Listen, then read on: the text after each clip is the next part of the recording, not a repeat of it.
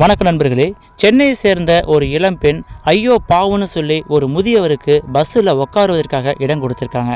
ஆனால் அதை பக்கத்தில் உள்ள ஒரு பெண் எதுக்காக அந்த முதியவருக்கு இடம் கொடுத்த, நீ இப்போ ஒரு ஆம்பளைக்கு உட்காருவதற்கு இடம் கொடுத்தினா நாளைக்கு வர்றவங்க போகிறவங்களாம் அட்வான்டேஜ் எடுத்துக்கிட்டு பெண்கள் பக்கத்தில் உட்காருவான்னு சொல்லி ஒரு பெண்மணி அந்த இளம்பெண்ணுக்கிட்ட பயங்கரமாக சண்டை போட்டிருக்காங்க. மனசு நொந்து போன அந்த பெண்ணு, இங்கே பாருங்கள், நான் ஒன்றும் ஒரு இளைஞனுக்கோ இல்லை திடகாத்திரமான ஒரு ஆளுக்கோ பக்கத்தில் உட்கார சொல்லி இடம் கொடுக்கல. பாவம், அவர் வயசான முதியவர், அவருக்கு இடம் கொடுத்ததுல என்ன தப்பு இருக்குன்னு சொல்லி அந்த பெண்ணும் அந்த பெண்மணி கிட்ட பயங்கரமாக சண்டை போட்டிருக்காங்க. இந்த சம்பவத்தை இணையதளத்தில் அந்த பெண்மணி பதிவிட்டு, நான் ஒரு முதியவருக்கு இடம் கொடுத்தது தப்பா அப்படின்னு சொல்லி கேள்வி கேட்டிருக்காங்க. கடைசி வரைக்கும் இந்த வீடியோவை ஸ்கிப் பண்ணாம பார்த்தீங்கன்னா உண்மையாலுமே உங்கள் மனசு ரொம்ப நெகிழ்ந்து போயிடும். சரி வாங்க, அந்த பெண்ணோட வாழ்க்கையில் அப்படி என்ன நடந்துச்சுன்னு பார்க்கலாம். அதாவது சென்னை அம்பத்தூரை சேர்ந்த பிரியதர்ஷினி அப்படிங்கிற ஒரு இளம்பெண் தினமும் பஸ்ஸில் ட்ராவல் பண்ணி வேளச்சேரியில் இருக்கிற ஒரு பிரபலமான ஐடி கம்பெனியில் வேலை பார்த்துட்டு வராங்க. அன்னைக்கு அப்படி தான் வழக்கம் போல் பிரியதர்ஷினி தன்னுடைய கம்பெனிக்கு வேலைக்கு போகிறதுக்காக பஸ் ஸ்டாண்டில் காத்திருக்காங்க. அப்போது எந்த பஸ்ஸும் வரல. திடீர்னு ஒரு பஸ்ஸு வருது. அந்த பஸ்ஸில் ஏறுறாங்க. அதில் பார்த்தீங்கன்னா ஆண்கள் கூட்டம் அதிகமாக இருக்குது, பெண்கள் சைடில் கூட்டம் கம்மியாக இருக்குது. பெண்கள் சைடில் உள்ள சீட்டுகளில் ஏறக்குறைய ஃபில்லாக இருக்குது. ஒரு சில சீட்டுகள் யாரும் உட்காராமல் இருக்காங்க. அதில் போயிட்டு காலியாக இருக்கிற சீட்டில் பிரியதர்ஷினி உட்காடுறாங்க. அடுத்த ஸ்டாப்பில் பார்த்தீங்கன்னா ஒரு முதியவர் ஏறுறாரு. அவர் ஏறி வரும்போது பிரியதர்ஷினி காலை மிதிச்சுட்டு அந்த முதியவர் மன்னிப்பு கேட்குறாரு.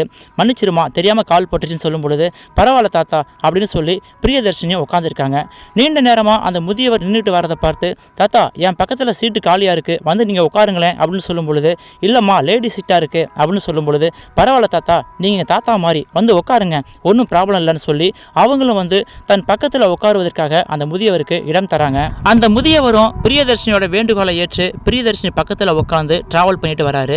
இதை வேடிக்கை பார்த்துக்கிட்டு இருந்த ஒரு பெண்மணி பிரியதர்ஷினிட்டு கேட்குறாங்க, இங்கே பாருமா, நீ தேவையில்ல வேலை பண்ணுற, உன் பக்கத்தில் சீட்டு காலியாக இருந்தால் அப்படியே விட வேண்டியதானே, அடுத்தடுத்த ஸ்டாப்பில் பெண்கள் ஏற மாட்டாங்களா, அவங்க உட்கார மாட்டாங்களா, நீ இப்படி ஒரு ஆம்பளைக்கு பக்கத்தில் உட்கார்ந்து இடம் கொடுத்தினா நாளைக்கு இவரை பார்த்துட்டு மற்ற ஆம்பளைங்களும் பெண்கள் பக்கத்தில் சீட்டு காலியாக இருந்தால் உட்கார ஆரம்பிக்க மாட்டாங்களா, அவங்க உட்கார்ந்தாங்கன்னா நம்ம அவங்கள்ட்ட சண்டை போட முடியுமா, ஏற்கனவே அரசாங்கத்தில் பெண்களுக்கு 33% இடஒதுக்கீடு பண்ணுறேன்னு சொல்லி நம்மளை ஏமாற்றிக்கிட்டு இருக்காங்க, பஸ்ஸிலேயாவது நமக்கு உண்டான சுதந்திரத்தை நம்ம ஃப்ரீயாக அனுபவிக்கலாமே, எதுக்காக இப்படி இங்கே உட்கார வைக்கிறீங்கன்னு சொல்லி அந்த பெண்மணி பிரியதர்ஷினி கேள்வி கேட்கும் பொழுது பிரியதர்ஷினிக்கு கோபம் வந்துருச்சு.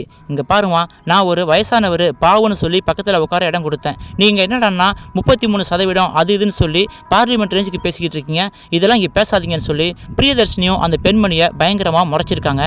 அந்த பஸ்ஸில் ட்ராவல் பண்ணுற ஒரு சில பெண்மணிகள் பிரியதர்ஷினிக்கு ஆதரவாகவும், ஒரு சில பெண்மணிகள் நீ இப்படி அந்த ஆம்பளைக்கு உட்காரத்துக்கு இடம் கொடுத்தினா நாளைக்கு மற்ற ஆம்பளைங்களும் அட்வான்டேஜ் எடுத்துக்குவாங்க, பக்கத்தில் ஃப்ரீயாக தானே இருக்குன்னு சொல்லி உட்கார ஆரம்பிப்பாங்கன்னு சொல்லி பிரியதர்ஷினியோட செயல்பாடுக்கு எதிராகவும் பேச ஆரம்பிக்கிறாங்க.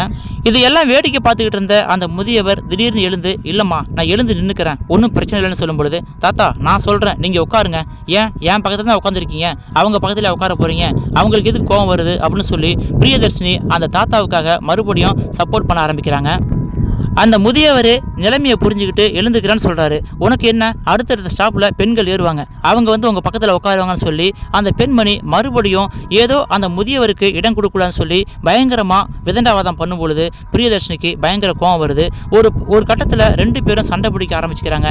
இதை பொறுத்திருந்து பார்த்த அந்த முதியவர், இங்கே பாரு கண்ணுகளா, எனக்காக சண்டை போட்டுக்காதீங்க, நான் அடுத்த ஸ்டாப்பில் இறங்க போகிறேன், நான் ஒரு முன்னாள் இராணுவ வீரன்மா, மிலிட்ரியில் வேலை பார்த்துருக்கேன், எனக்கு நிற்கிறதெல்லாம் ஒரு விஷயமே கிடையாது, மணிக்கணக்கில் நிற்போம், நம்ம நாட்டுக்காக எல்லையில் வெயிலில் காத்து கிடப்போம், பனி மழை வந்தாலும் நாங்கள் எல்லையில் காத்து கிடப்போம், நின்றுக்கிட்டே இருப்போம், அதனால் எங்களுக்கு நிற்கிறதெல்லாம் ஒரு பிரச்சனை கிடையாது, வயசாயிடுச்சு இல்லையா, கொஞ்சம் கால் கடுக்குச்சு, அதனால தான் நான் உட்காந்தேன், இல்லைன்னா கூட நான் நின்றுக்கிட்டு வருவேன், அதனால் நீங்கள் சண்டை பிடிச்சிக்க வேணாம் அப்படின்னு சொல்லி அந்த முதியவர் சொல்லும் பொழுது பிரியதர்ஷினிக்கு இன்னும் அந்த பெண்மணி மேலே பயங்கர கோவம் வருது. ஒரு முன்னாள் இராணுவ வீரர், அவருக்கு உட்காரத்துக்கு இடம் இல்லையா, அவங்களுக்கு இல்லாத உரிமை நமக்கு எங்கே இருக்குது, நீங்கள் என்ன 33% சொல்லி சட்டம் பேசிக்கிட்டு இருக்கீங்க, ஆக்சுவலாக பார்க்க போனால் நீங்கள் எழுந்து நிற்கணும், அவர் தான் உட்காரணும், முதியவருக்கு ஆண்கள் சீட்டு பெண்கள் சீட்டுலாம் பாராபட்சம் காட்டக்கூடாது, அவர் ஒரு முன்னாள் இராணுவ வீரர்ங்கிறதால நீங்கள் முதல்ல எழுந்து நில்லுங்கம்மா, அவர் நின்றுக்கிட்டு வரட்டுன்னு சொல்லி பிரியதர்ஷினி இன்னும் ஆக்ரோஷமாக சண்டை போட ஆரம்பிக்கிறாங்க. எல்லா ஆண்களையும் தப்பாக பார்க்குறது ரொம்ப தப்பு, ஒரு சில இடத்துல ஒரு சில ஆண்களால் ஒரு சில வயதான ஆண்களால் தப்பு நடக்குதுன்னு சொல்லி ஒட்டுமொத்த ஆண் வர்க்கத்தையும் நம்ம குறை சொல்கிறது ரொம்ப தப்பு.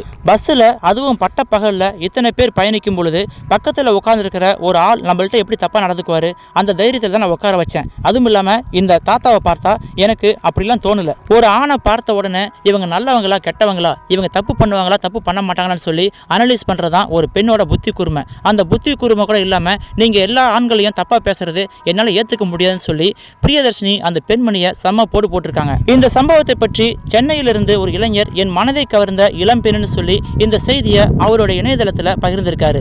உண்மையாலுமே ஒரு சில பெண்கள் ஒட்டுமொத்த ஆண் வர்க்கத்தையும் தவறான கண்ணோட்டத்தை தான் பார்க்குறாங்க. இவங்க எல்லாம் மோசமானவங்கன்னு சொல்லி அவங்க நினச்சிக்கிறாங்க.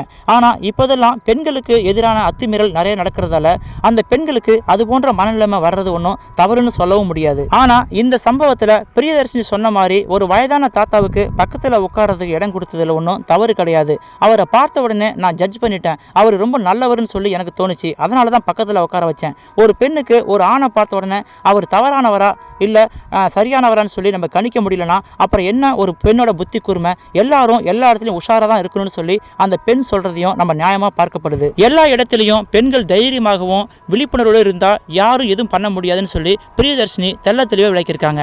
இந்த சம்பவத்தை பற்றி உங்களுடைய கருத்துக்களை மறக்காமல் கமெண்டில் பதிவிடுங்கள். இந்த வீடியோ பிடிச்சிருந்தா லைக் பண்ணுங்கள், உங்கள் நண்பர்களுக்கும் இந்த வீடியோ ஷேர் பண்ணுங்கள். இது போன்ற சுவாரஸ்யமான செய்திகள் உங்களுக்கு தொடர்ந்து செய்தி வடிவில் வர வேண்டும் என்றால் நமது சேனலை மறக்காமல் சப்ஸ்கிரைப் பண்ணிக்கொண்டு ஆதரவு தாருங்கள்.